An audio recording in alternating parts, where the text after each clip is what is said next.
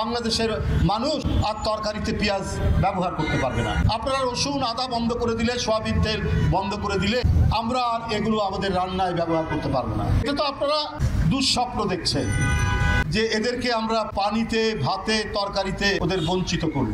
আপনারা পশু রপ্তানি অর্থাৎ গরু বিশেষ করে গরু রপ্তানি আজকে ৫-৬ বছর ধরে বন্ধ করে দিয়েছে।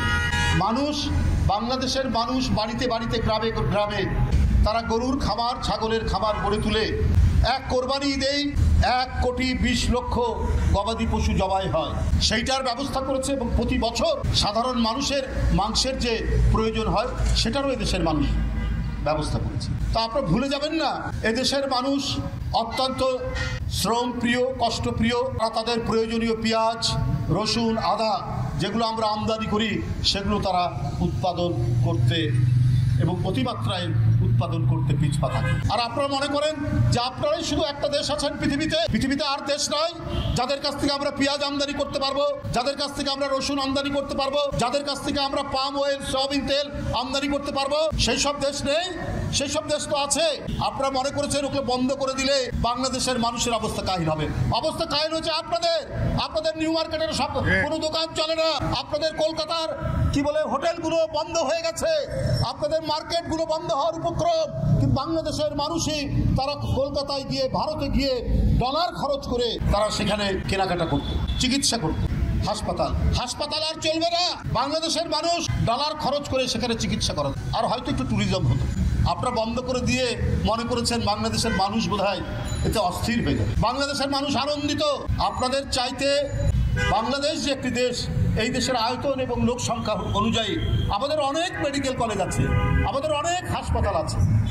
আপনারা কিসের অহংকার করেন? মানুষ যেত, একটু চিকিৎসাও করালাম, আবার একটু ঘুরে টুরেও দেখলাম। প্রয়োজন হলে থাইল্যান্ড যাবে, মালয়েশিয়া যাবে, ইন্দোনেশিয়া যাবে, অন্য দেশে যাবে। আপনাদের মতো হিংসাশ্রয়ী, আপনারা যারা আমাদের প্রতি ঘৃণা পোষণ করেন, সেই দেশে মানুষ যেতে চায় না। কারণ এরা রক্তমূল্য দিয়ে স্বাধীনতা কেনা এই জাতিকে আপনি বঞ্চিত করে, এই জাতিকে আপনি ভয় দেখিয়ে আপনাদের নতজানু করবেন, সেই জাতি বাংলাদেশ নয়। বন্ধুরা আমার, রিপাবলিক বাংলা বলেছে যে চট্টগ্রামকে ভারতের অংশ হিসাবে দাবি করা। আরও কত মিথ্যা অপপ্রচার দিয়েছে। আমরা বলেছি একটি স্বাধীন সার্বভৌম দেশে আপনারা দাবি করলে, আমিও এর আগে বলেছি, আমরাও আমাদের নবাবের এলাকা ওই বাংলা, উড়িষ্যা এবং বিহার আমরা দাবি করব। এটা তো আমাদের ন্যায্য পাওনা। কিন্তু এই কথা আমরা বলতে চাই না। অনেক সংগ্রাম, আন্দোলন, ব্রিটিশ বিরোধী সংগ্রাম এই উপমহাদেশের লোক একসাথে আমরা করেছি।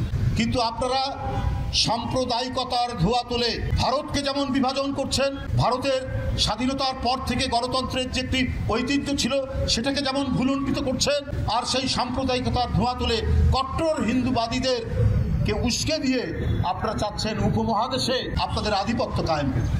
আপনাদের এই বিদ্বেষপূর্ণ মনোভাব, আপনাদের এই হিংসাশ্রয়ী মনোভাব, আপনাদের এই ধরনের অপরকে ঘৃণা করার মনোভাবের কারণে আজকে নেপাল আপনাদের সাথে নেই, আজকে ভুটান আপনাদের সাথে আর নেই, আজকে শ্রীলঙ্কা আপনাদের সাথে নেই, আজকে মালদ্বীপ আপনাদের সাথে নেই, পাকিস্তান তো নেই প্রথম থেকে, বাংলাদেশ আপনাদের সাথে নেই।